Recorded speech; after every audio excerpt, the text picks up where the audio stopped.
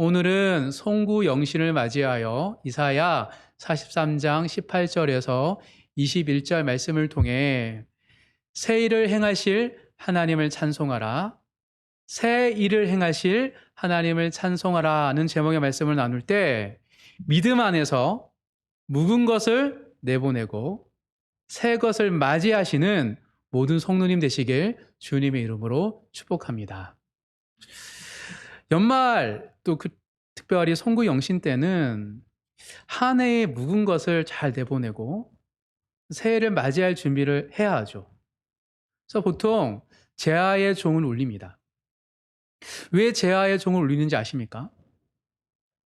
제아의 종은 한 해를 떠나보내는 거거든요. 이거는 불교식 송구영신의 방법에서 기인한 거예요. 불교에서는 한 해를 떠나보낼 때 타종을 한대요. 종을 울린대요. 몇 번? 108번.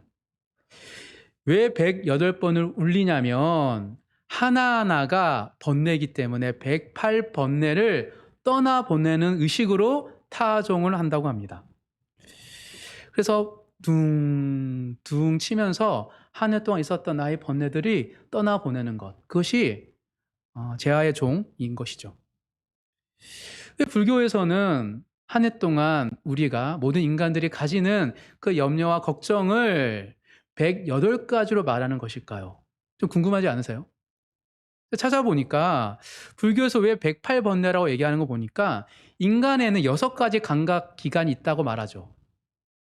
눈, 귀, 코, 입 4가지의 몸, 그리고 마음 6가지의 감각 기관이 있는데 이 감각 기관에서 3가지 반응을 한다라고 불교에서는 이야기합니다.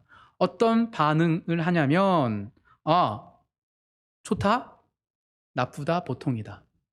즉 6가지 감각 기관에서 3가지를 인식하니까 6가지죠. 6, 3, 18, 18가지죠. 18가지 반응을 하는데 이 반응이 우리 몸에 남는 상태가 또 3가지래요. 어떻게? 즐겁다, 기쁘다, 그저 그렇다. 즉 감각기관에서 18가지를 내가 인식을 하고 인식된 18가지가 우리 마음의 상태로 남을 때는 좋다, 나쁘다, 그저 그렇다. 그러니까 또 18가지예요. 그래서 36가지가 한 사람이 가진대요. 그런데 불교는 윤회설을 믿으니까 전생에 36가지, 금생에 36가지, 내생에 36가지에서 108번뇌예요. 그래서 해마다 108번뇌를 절을 하거나 타종을 하면서 떠나보낸다라고 말하고 있습니다. 불교에서 말하는 108번뇌에 대해서는 동의할 수 없습니다. 하지만 사람의 내면에 많은 근심과 걱정이 있다라는 것은 동의가 됩니다. 또한 불교에서 이 걱정과 근심을 떠나보내는 방법으로 타종을 한다는 거에는 동의할 수 없습니다. 종을 울린다고 제 마음에 있던 근심, 걱정과 아픔이 사라지는 건 아니기 때문이죠. 하지만 불교에서 말하는 타종 행위 속에 묵은 감정을 떠나보내야 한다라는 사실에서는 동의를 합니다.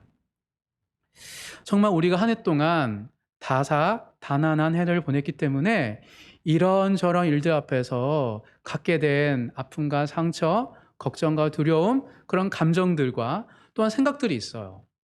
그 생각이 때로는 잘 떠나보내야 할 때가 있는 것이죠.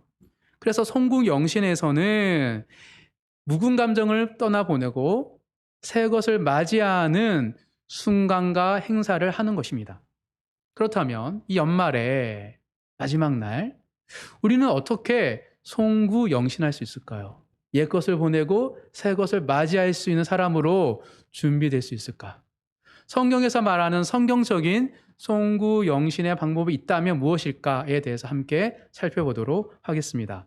이사야 43장 오늘 본문 말씀을 통하여서 제가 발견한 성경적인 송구영신 방법에 대해서 함께 나눌 때 믿음 안에서 우리 안에 거짓된 것은 떠나보내고 새 것을 맞이할 새 그릇으로 준비되시는 모든 성도님 되시길 주님의 이름으로 축복합니다.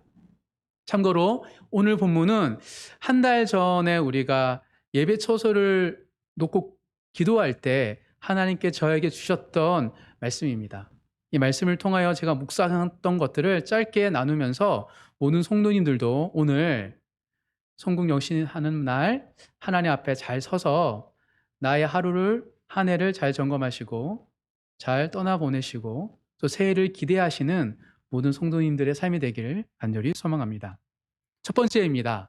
성경적인 송구 영신 방법. 첫 번째는 하나님 앞에서 과거를 정리해야 됩니다.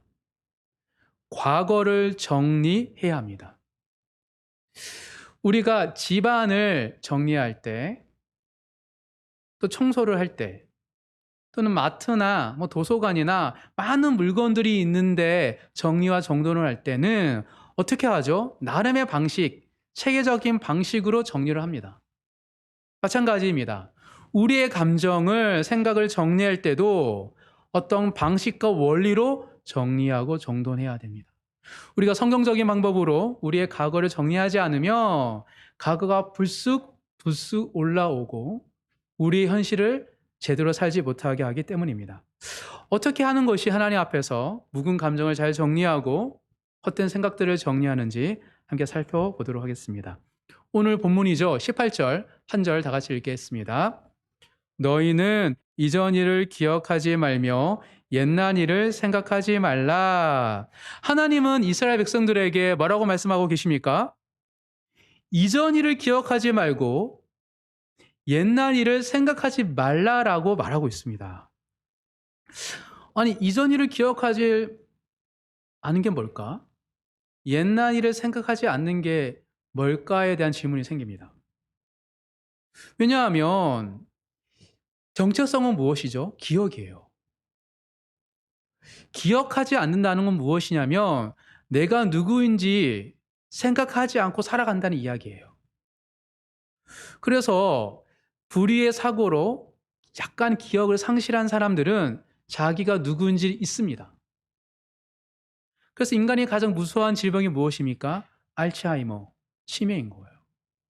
엄마로서 아빠로서의 정체성을 잃어버리기 때문에 너무 고통스러운 것이 기억을 잃어버리는 병인 것이죠. 그런데 오늘 본문에서 예수님께서는 우리 보고 기억을 하지 말라는 것은 정체성을 잊어버리라는 말을 하는 것일까요? 절대 그렇지 않습니다. 왜 그러냐면 오늘 본문 앞절을 읽어보면 알 수 있습니다. 16절, 17절 두 절을 다 같이 한번 읽겠습니다. 시작. 나 여호와가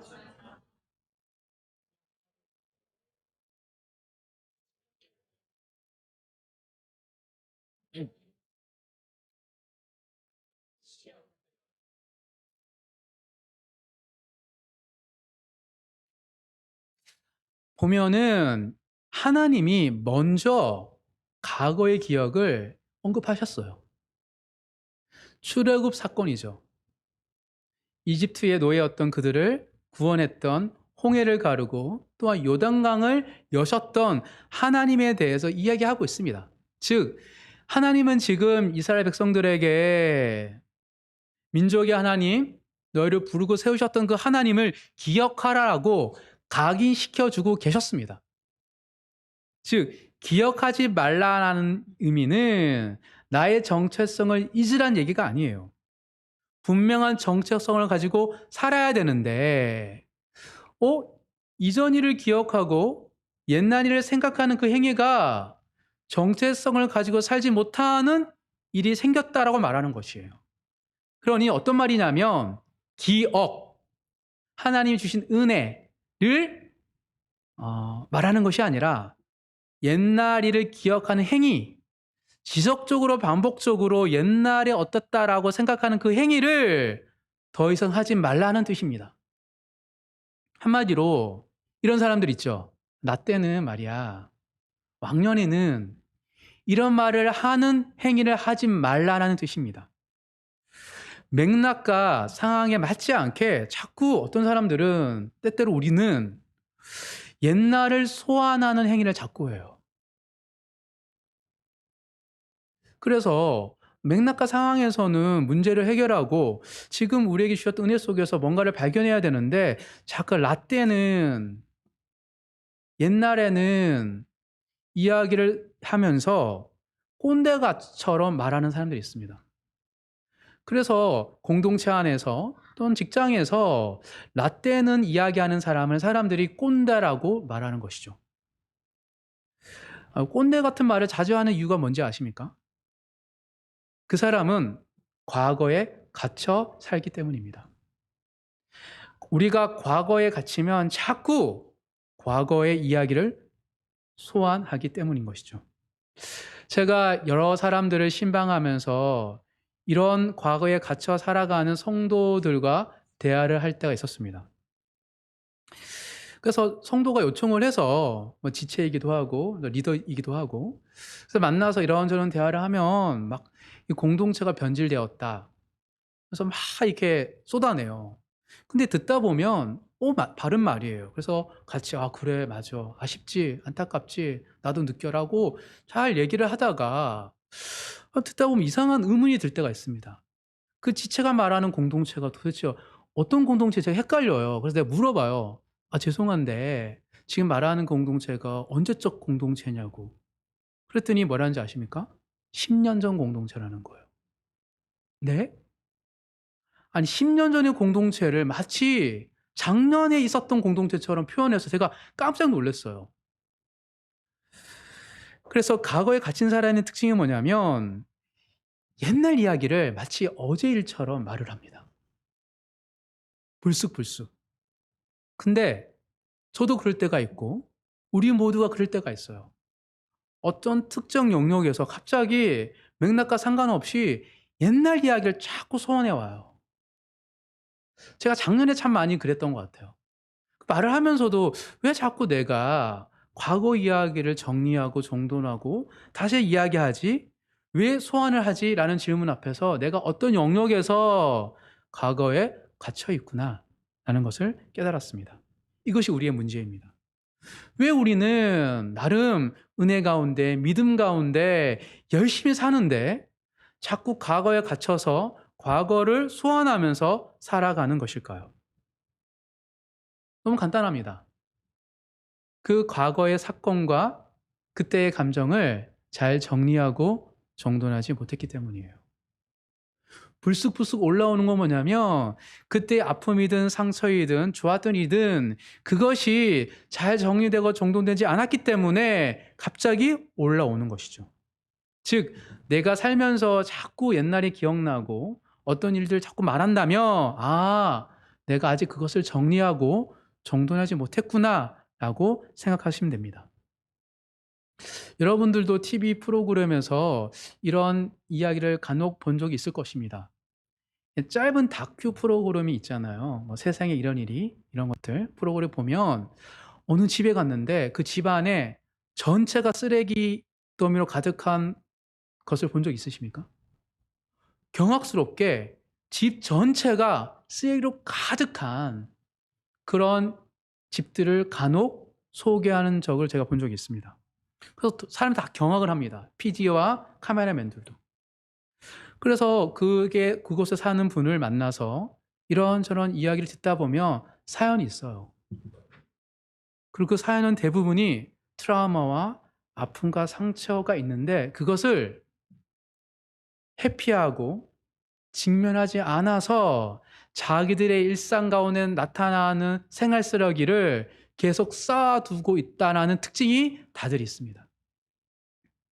즉 우리가 어떤 과거에 있었던 이야기를 좋았던 나빴던 아팠던 슬펐던 그 이야기를 하나님 앞에서 잘 정리하고 정돈해야지 우리의 일상 속에서 영적인 또 감정인 그런 생각의 쓰레기가 우리가는 있지 않는데 그걸 잘 정리하지 못하면 그것이 부유물처럼 자꾸 올라와서 우리 일상 속에서 우리의 삶을 발목 잡을 때가 간혹 있는 것이죠.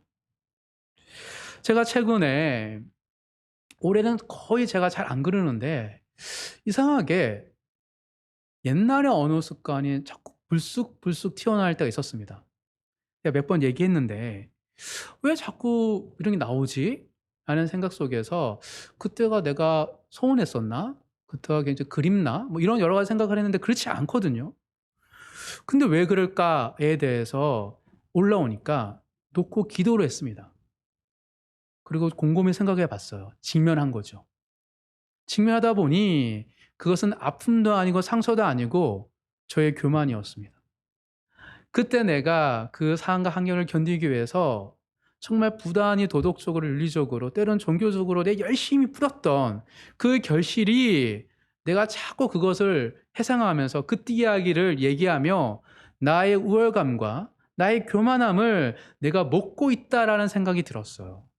그래서 이거는 열심히 했죠. 하나님 저 기뻐하시겠죠가 아니라 하나님 죄송합니다.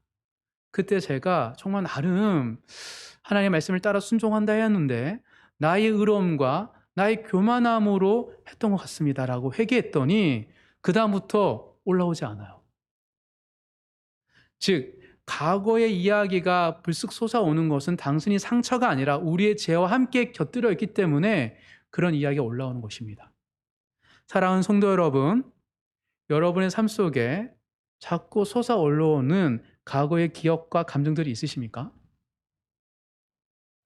2023년 송구 영신을 맞이하여서 하나님 앞에 잘 정리되고 잘 종돈하시는 모든 성도님 되시길 주님의 이름으로 축복합니다. 두 번째입니다.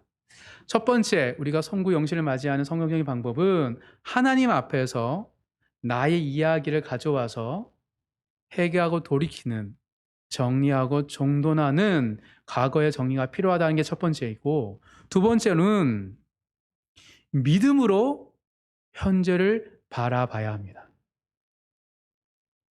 즉 뭐냐면 지금 내가 처한 이 현실을 믿음으로 바라보고 충실하고 기쁘게 여겨야 한다는 사실입니다.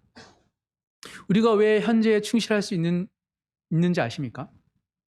왜 오늘 이 시간을, 이 지금 우리의 만남을 기뻐할 수 있는지 아세요? 그것은 바로 여기 하나님이 함께 하심을 아는 사람은 기뻐합니다. 왜 우리의 현실과 우리 직장의 상황과 가정에 대해서 기뻐하지 못하냐면 지금 나와 함께 하시는 하나님의 일하심을 보지 못하기 때문입니다. 오늘 본문 19절입니다. 19절 다 같이 읽겠습니다. 시작. 보라, 내가 새 일을 행하리니.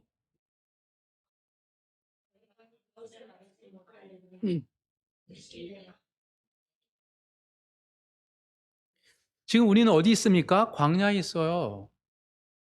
하나님 이스라엘 백성들에게 광야에 있다라고 분명히 말하고 계십니다. 광야인데 길이 내고 강이 내는 거예요. 사막처럼. 그래서 지금 우리의 삶이 광야인데 내가 원하는 삶이 아닌데 하나님도 원하는 삶이 아닌데 물이 있네? 길이 생기네? 그것을 보는 것. 그것이 현재의 충실한 사람들의 특징인 것이죠. 제가 최근에 이제 일반 서적들도 웬만하면 읽어보려고 부단히 노력하는 과정 속에서 2023년 베스트셀러 중에 한 책을 읽고 있습니다. 읽다가 세상 사람들에게 그리스도의 모습은 이렇게 비춰질 수 있구나라는 하나의 글귀가 있어서 제가 한번 읽어드리겠습니다. 제가 이거 읽고 신선한 충격을 받았습니다. 그 내용입니다. 저자가 이렇게 말합니다. 내가 20대부터 40대 초까지 열심히 일을 하면서도 한편으로는 계속 뭔가를 읽고 배워 나갈 수 있었던 것은 신체의 리듬을 유지하였기 때문이다. 한창 일하였던 시기에는 취미 생활을 위해 몸을 많이 사용하는 것을 극도로 꺼려하였는데 그 다음 날의 컨디션을 유지하기 위함이었다. 오늘 밤에 읽어야 할 책이 있다면 나는 절대 술을 마시지 않았다. 새벽까지 술을 마심으로써 다음 날 엉망이 된 경우도 있었지만 그런 경우는 10년에 한 번 정도뿐이었다. 놀랍지 않으십니까? 컨디션을 유지하기 위해서 철저하게 유지했고 책을 읽고 공부했고 그리고 10년에 한 번 정도만 그 다음날 내가 힘들 정도로 술을 마셨다고 이야기하고 있습니다. 그리고 이렇게 얘기해요. 저자가 내가 제일 싫어하는 직원들은 술을 통제하지 못하고 마셔대는 사람들, 교회에서 철야 예배를 바치고 출근하는 사람들, 일요일에 등산이니 뭐니 하면서 몸을 극도로 사용한 뒤 월요일에 출근하는 사람들이었다. 나는 육체의 리듬을 깨는 일을 토요일에 할 것을 권유한다. 저는 이 글을 읽고 약간 놀랐어요. 아, 철야 예배를 드리고 온 우리 성도들이 이렇게 보는구나. 특세 마치고 오는 성도들이 직장에 졸고 있을 때 사람들은 전날 밤 술 먹고 온 사람과 똑같이 보는구나라고 내가 굉장히 충격을 받았습니다. 왜요? 직장에서는 내가 급여를 받기 때문에 그 하루에 어떤 태도와 자세로 가지는지를 보는 것이죠. 아니, 나름 교회에서는 특세와 철야 예배를 통하여서 은혜를 받고, 그래, 그 힘으로 너가 세상에 나아가 직장생활 잘해 라고 말을 했는데, 오히려 교회에서 보였던 그 성령의 충만함과 거룩한 열심이 직장에서는 잘 안 보이는구나 라는 생각을 제가 하게 되었습니다. 만약 철야 예배를 드리고 온 그 동료가 잠깐 피곤하겠지만 그 위에 더 열심히 일을 했다라면 과연 저자가 이렇게 말했을까? 라는 질문을 제가 가지게 되었기 때문입니다. 우리로 하여금 교회에서 또 저 또한도 했던 수많은 신앙적 열심이 정말 성도로 하여금 우리로 하여금 세상의 빛과 소금으로 빚어갔던 것일까? 하는 질문을 가지게 되었던 것이죠. 우리의 신앙의 열심이 단지 편안한 회사 생활과 좋은 보직을 얻기 위한 방편이었나? 또는 더 높은 연봉과 복지가 좋은 회사로의 이직을 위한 광고였던 것인가? 아니면 지금 여기 계신 하나님에 대한 믿음으로 주어진 일을 더욱 충실하게 살아가기 위한 신앙의 열심이었는가? 하는 부분에서 저는 하나님을 알지 못하는 사람들의 이야기가 우리의 진짜 모습을 비춰주고 있지 않을까? 라는 생각을 가지게 되었습니다. 사랑하는 성도 여러분, 하나님께 저 강야 같아요. 빨리 강야에서 벗어나 주세요. 라고만 이야기하셨습니까? 아니면 이곳에서 들 짐승이 보고 함께 기뻐하는 삶을 살았습니까? 과연 우리의 삶 속에 하나님이 주신 놀라운 일에 대한 기대하는 마음으로 오늘 지금 나와 함께 하시는 하나님을 기뻐하고 즐거워하기 위하여서 내가 예배를 드리고 성경 공부를 하고 주님의 제자로 살기를 결단했는지를 뒤돌아보는 모든 성도님 되시기를 간절히 소망합니다. 광야는 하나님이 우리를 바르고 아름답게 빚어가시는 훈련소입니다. 따라서 믿음의 사람은 항상 광야 같은 인생길 속에서 충실하게 살아가기를 소망하는 사람들입니다. 현재 지금 내가 처한 환경을 기쁘게 믿음으로 충실하게 살아남으로 말미암아 하나님이 왜 그곳에 세우시는지를 발견하시는 모든 성도님 되시길 주님 이름으로 축복합니다. 두 번째는 믿음으로 현실을 바라보는 것입니다. 내가 잘못 보았던 그 현실을 다시 회복시키면서 봐야 되는 것. 그것이 바로 성구영신에 가져야 할 두 번째 방법인 것이죠. 마지막입니다. 성경적인 성구영신 방법 세 번째는 광야에 있다 보면 광야에서 받은 은혜가 있습니다. 그 은혜를 고백해야 합니다. 광야에서 벗어나 약속의 땅에 가서 하나님을 찬양하는 것이 아니라 그 광야에서 고백할 은혜가 있기 때문입니다. 하나님이 가장 기뻐하시는 예배는 무엇일까요? 그것은 바로 광야 같은 인생길에서 고백하는 예배입니다. 20절, 21절 다 같이 읽겠습니다. 시작. 장차 들 짐승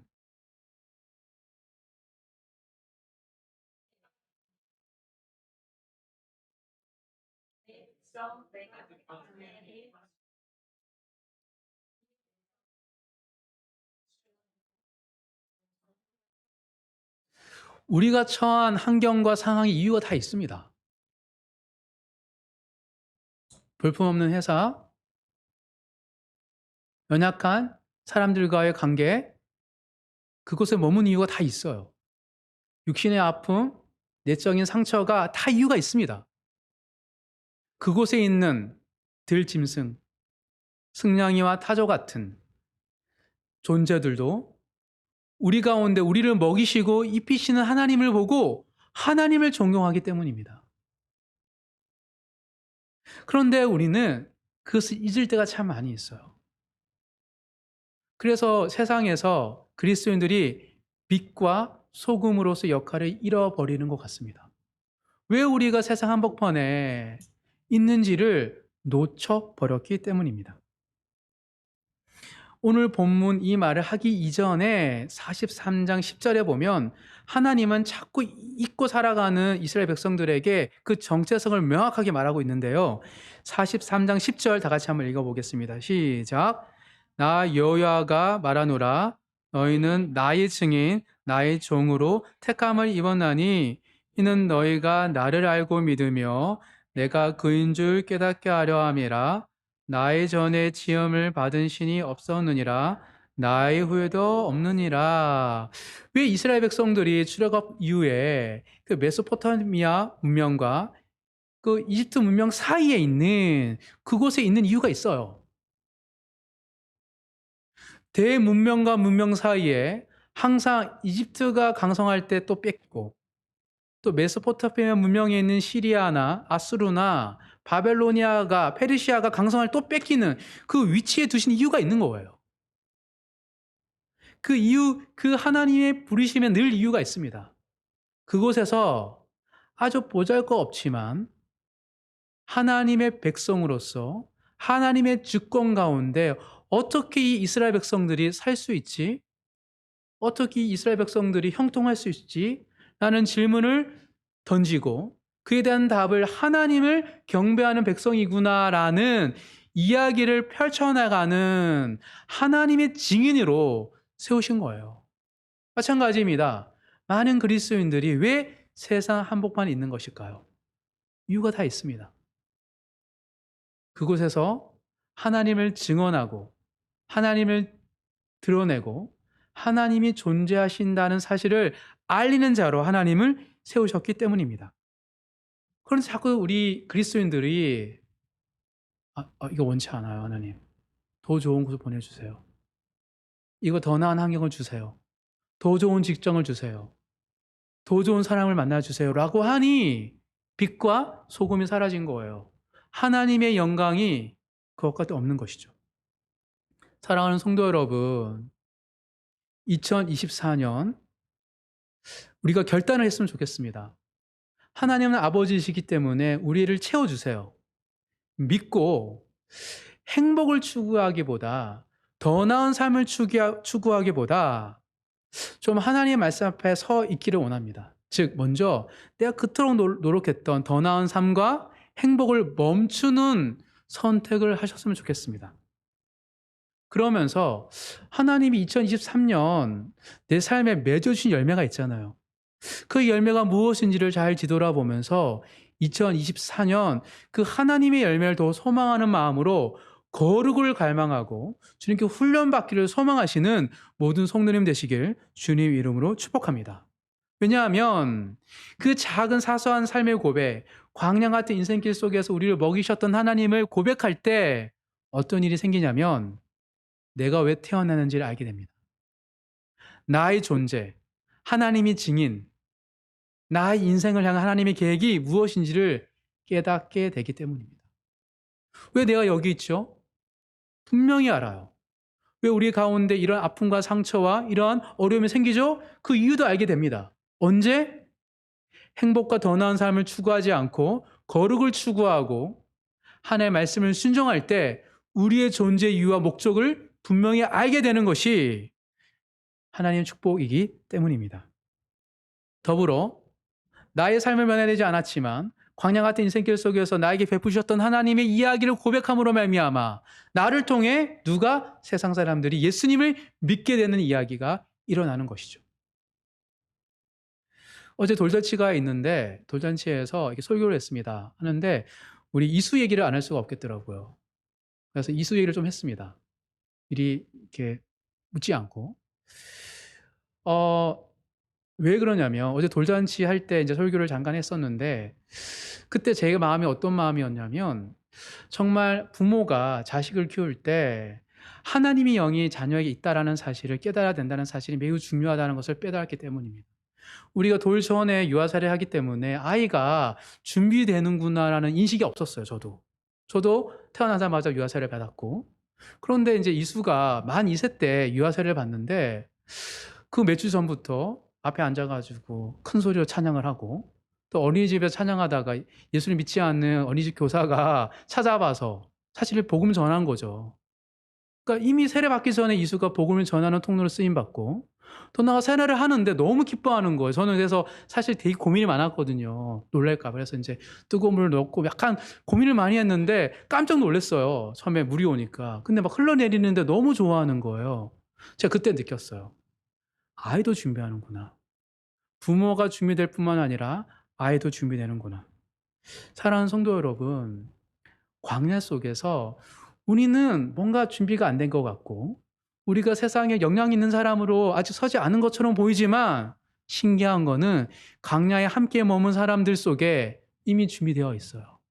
그래서 복음을 들을 사람들은 우리의 모습 속에서 복음을 듣습니다. 이게 바로 광야에서 들 짐승들이 하나님을 존중하는 이유인 것이죠. 그래서 우리를 광야에 세우셨는데 자꾸 우리가 이게 싫다고 얘기하는 그 잘못된 불순종의 죄를 짓지 않으시는 2024년 되기를 주님으로 축복합니다. 말씀을 정리하겠습니다. 참 다사다난한 해였습니다. 한 분 한 분 성도들을 더 깊이 알게 되고 또 이런저런 일들을 보게 되면서 함께 웃고 함께 웃으며 함께 아파했던 시간들이 참 많았습니다. 그래서 저에게도 우리 모든 성도들에게도 좀 한 해 동안 우리 교회에 주셨던 은혜, 개인의 삶 속에 베풀어 주셨던 하나의 은혜를 정리하고 정돈해야 할 필요가 있습니다. 오늘 본문을 통하여서 성경적인 성국 영신의 방법에 대해서 세 가지를 나누었습니다. 과거를 정리하는 것, 현재를 믿음으로 바라보는 것, 그리고 광야에서도 믿음을, 은혜를 고백하는 것. 근데 이 세 가지를 또 이렇게도 표현할 수 있습니다. 농부의 관점으로. 과거를 정리하는 것은 무엇이냐면 농부가 땅을 기경하는 거예요. 우리의 마음밭이 옛 사람부터 정리되지 않은 게 많거든요. 그래서 항상 땅을 기경해야 돼요. 우리의 땅이 마음밭이 딱딱하면 씨앗이 심기지 않기 때문입니다. 즉 과거를 정리하는 것은 우리의 마음밭을 기경하는 것이고 두 번째 현재를 믿음으로 바라보는 것은 충실하게 살아가는 것은 농부가 씨앗을 뿌리는 거예요. 씨앗이 멀리 있지 않습니다. 지금 내가 할 수 있는 것, 기본에 충실한 것, 그것이 씨앗을 뿌리는 거예요. 근데 우리가 너무 현대인들 특징 중에 하나가 남의 이야기를 자꾸 듣다 보니 지금 내가 뿌려야 할 씨앗을 못 뿌리고 그날 나 때는 이야기하고 언젠가는 해서 현실이 없는 삶을 살아가거든요. 그래서 정말 씨앗을 뿌리는 삶을 살아가는 우리 모두가 되기를 소망합니다. 마지막 땅을 기경하고 그리고 씨앗을 뿌리면 어떻게 됩니까? 열매를 맺죠. 그래서 광야의 은혜를 고백하는 것은 열매를 수확하는 겁니다. 우리에게 맺힌 열매가 있습니다. 그런데 농부가 실컷 한 해 또 열매를 열렸는데 그 열매가 싫다고 수확 안 할 수도 있어요. 가끔 가다가 사과나무 높은 곳에 이렇게 수확을 안 할 때가 있습니다. 마찬가지입니다. 하나님의 베풀어 주신 그 은혜가 너무 소중히 여기지 않아서 수확하지 않으면 우리는 정말 내가 왜 살아가는 이유를 발견할 수 없습니다. 내가 원하지 않더라도 하나님 주신 열매가 있다면 그것을 잘 수확하시는 그 농부로서 살아가심으로 말미암아 정말 새해를 꿈꾸고 새해를 기대하는 그리하여서 정말 하나님이 행하실 새해를 기대하며 찬송하시는 모든 성도님 되시길 주님의 이름으로 축복합니다. 성국 영신을 맞이하여 한 해를 잘 결산하시고 새 것을 맞이할 믿음으로 잘 준비되시는 우리 모두 되길 주님의 이름으로 축복합니다.